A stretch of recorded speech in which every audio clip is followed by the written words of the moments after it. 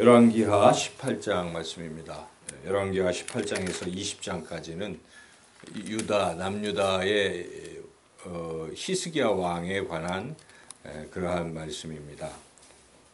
히스기야는 여기 우리 본문에 기록된 것처럼 유다의 여러 왕들 중에 가장 하나님 앞에 정직하고 또 하나님을 의지하고 하나님 말씀대로 순종했던 그러한 왕이었다라고 그렇게 기록하고 있습니다. 그래서 그러한 히스기야 왕을 하나님께서 도우시고 함께하시고 어디로 가든지 형통하게 하셨다, 그렇게 말씀하고 있습니다.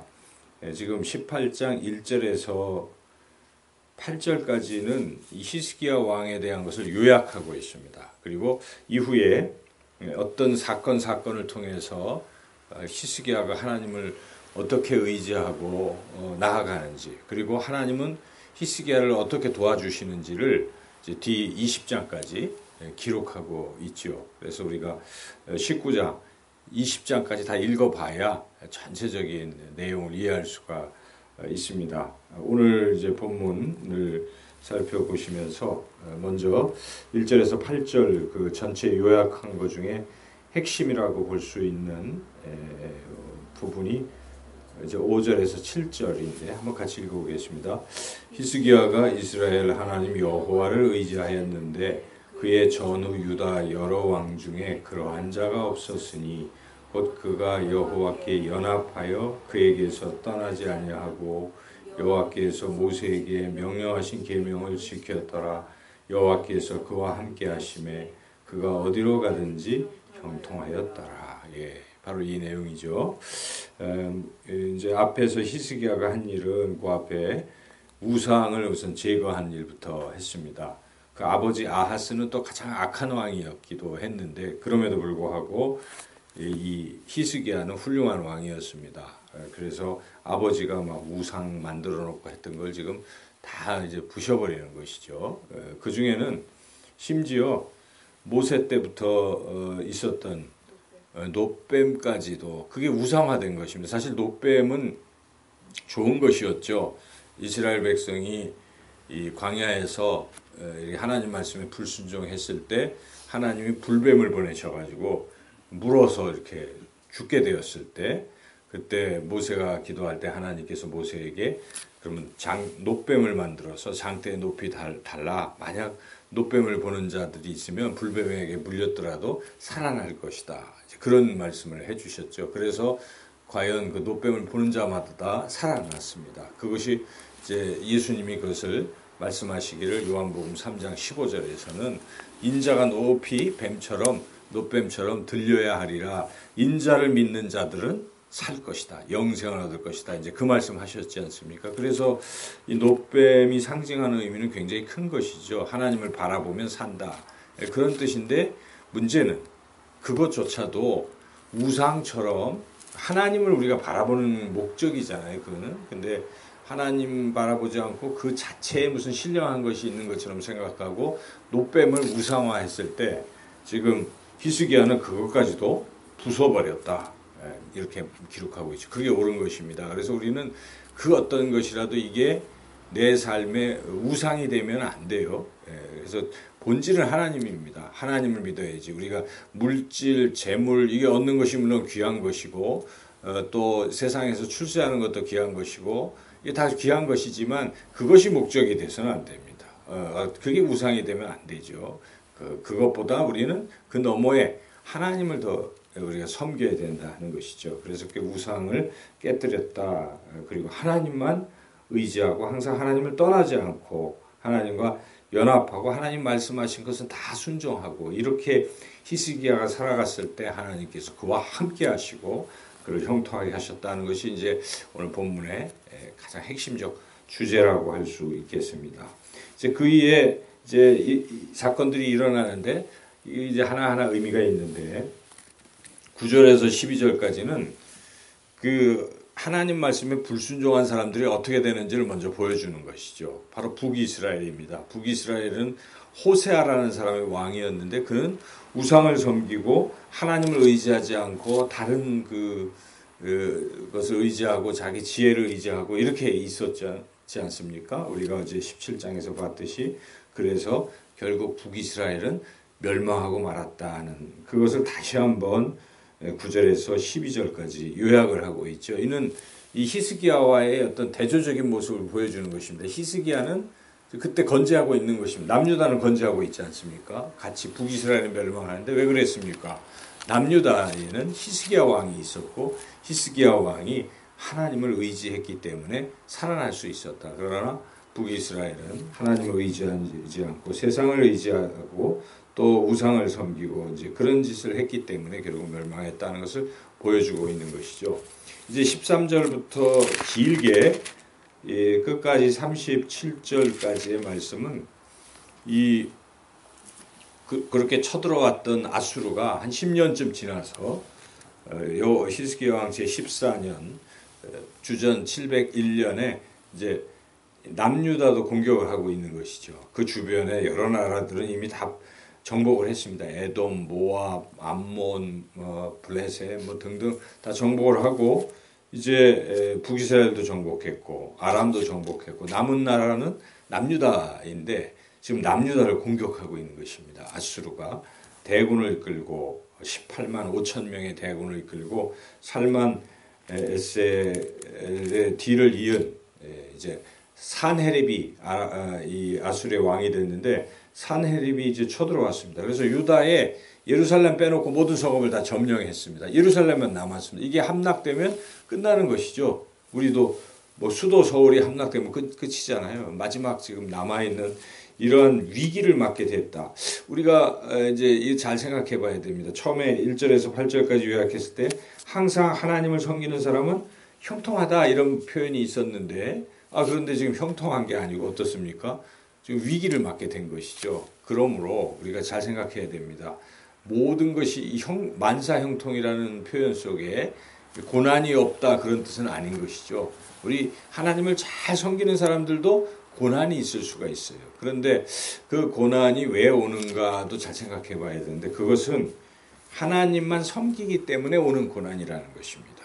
여기서 말하고 있는 것은 하나님만 섬기려고 하면 고난도 처음에는 온다는 것입니다. 물론 끝까지 고난 속에 있는 건 아닙니다. 크리스찬들은 하나님을 섬기는 사람들은 결국 고난이 바뀌는 것이긴 하지만은 하나님을 섬기기 때문에 위기가 오고 고난이 올 수도 있다 하는 것이죠. 여기에 보면은 이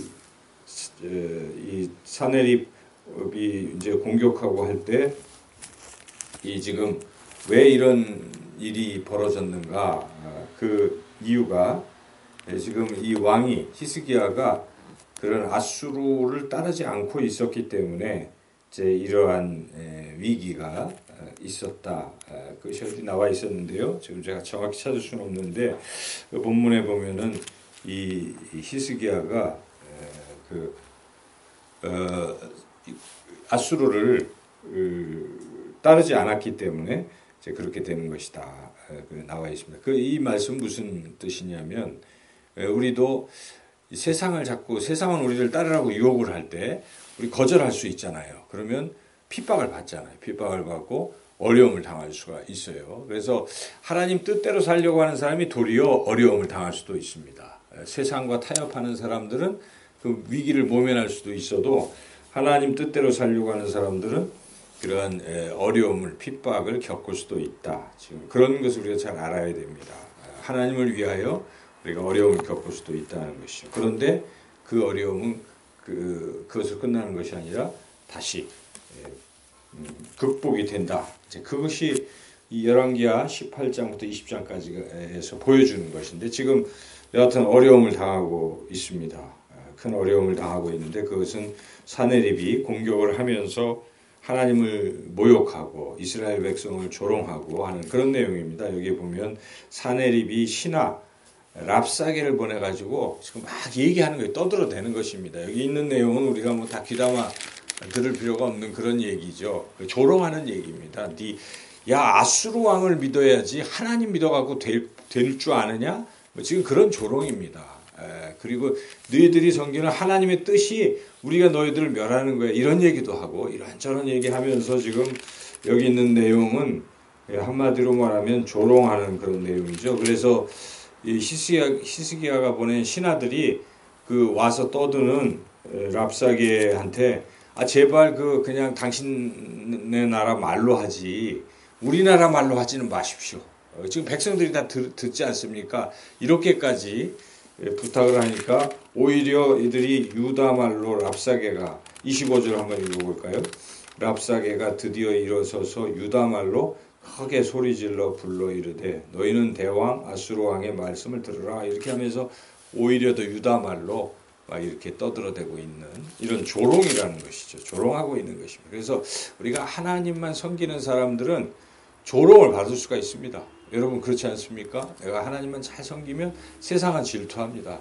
세상은 싫어하는 것입니다. 요한복음 15장 말씀에도 예수님이 그렇게 말씀하십니다. 내가 이제 가는데 세상이 제자들인 너희들을 핍박할 것이다. 그 이유는 너희가 내게 속했기 때문에 세상에 속하지 않고 내게 속했기 때문에 그러한 핍박을 받을 수 있다라고 말씀하시는 것이죠.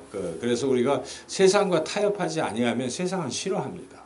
그러나 세상은 자기 편을 들고 자기에게 속한 자들은 좋아하지요. 여러분 그런 거 경험하지 않습니까? 하나님 말씀대로 살려고 하면 꼭 다른 말하고 시기하고 질투하는 교회 내에서도 그런 사람들이 있어요. 신앙이 좋지 않은 사람들은 신앙대로 사는 모습조차도 시기 질투하고 뭐 핍박하는 수들이 있다는 것이죠.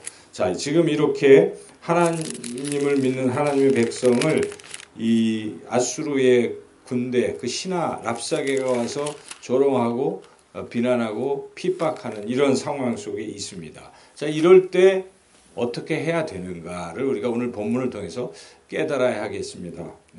히스기야 왕은 이 사건을 미리 예측을 하고 백성들에게 어떻게 하라고 합니까? 이렇게 조롱하고 할 때 36절 같이 한번 읽어볼까요? 36절 읽겠습니다. 그러나 백성이 잠잠하고 한마디도 그에게 대답하지 아니하니 이는 왕이 명령하여 대답하지 말라 하였습니다. 여러분, 그 쓸데없이 그런 거 갖고 일일이 대꾸하지 말라는 뜻입니다. 그래서 우리가 하나님 뜻대로 살 때 세상이 우리를 핍박하고 비난하고 조롱할 때 일일이 대꾸하고 그거 말할 가치가 없는 것입니다. 뭐 교회 내에서도 하나님 뜻대로 살지 않는 이들이 또 그런 식으로 자꾸 조롱하고 할 때 일일이 뭐하러 상대합니까? 그냥 하나님 뜻대로 가만히 있으면요. 결국 하나님이 정리하시는 것이죠. 모든 것은 하나님이 행하십니다. 여기 이렇게 떠들던 이들을 나중에 이제 19장 읽어보면요. 20장 읽어보면 그냥 아주 다 사라져버려요. 여기 대표적으로 이 사네리 왕의 그 최후를 우리가 19장에서 이제 읽어볼 수가 있는데 미리 말씀을 드린다면 그 18만 5천 데리고 왔는데 한꺼번에 다 군대가 그냥 죽어버렸어요. 하나님이 역사하셔서. 그리고 쓸쓸히 돌아갔는데 신하들이 반란을 일으켜가지고 이 사내들이 그냥 죽어버렸습니다. 뭐 그런 비참한 말로를 겪게 된다는 것입니다. 하나님을 조롱하고 하나님의 백성을 조롱하는 사람은 살아날 수가 없는 것이죠. 그래서 우리는 그것을 알고 있는 것이죠. 그래서 우리가 누군가 내가 하나님을 제대로 섬기고 똑바로 가는데 조롱하는 자들이 있다. 핍박하는 자들이 있다. 말하지 말라는 뜻입니다. 오늘 주시는 교훈 그냥 잠잠히 있으면 하나님이 역사하시는 것입니다. 그럴 때 우리가 구체적으로 다음 단계에 어떻게 해야 될지 19장 내일 말씀을 통해서 우리가 또 히스기야 왕이 어떻게 했는지 우리가 또 볼 수가 있죠. 그래서 오늘 이 긴 말씀을 통해서 깨닫는 교훈 1절에서 8절에서 요약한 그대로 우리는 히스기야 왕처럼 항상 하나님을 의지하고 그리고 하나님이 하신 말씀대로 순종하고 하나님과 연합하고 그리고 하나님 외에 다른 것들은 다 깨뜨려 부시고 노뱀도 깨뜨려 부시고 그렇게 하나님만 섬기고 나아간다면 잠시 고난이 우리에게 있을지라도 곧 승리하고 형통의 길로 가게 될 줄로 믿습니다. 그 가는 길에 자꾸 딴소리하고 비난하고 핍박하는 자들이 있을 때 여러분 일일이 대꾸하지 마시고 잠잠히 하나님만 바라보시면 하나님이 다 정리하실 것입니다. 그렇게 우리는 담대하고 또 우리가 인내하며 이렇게 힘차게 오늘도 승리하시기를 주님의 이름으로 축원합니다.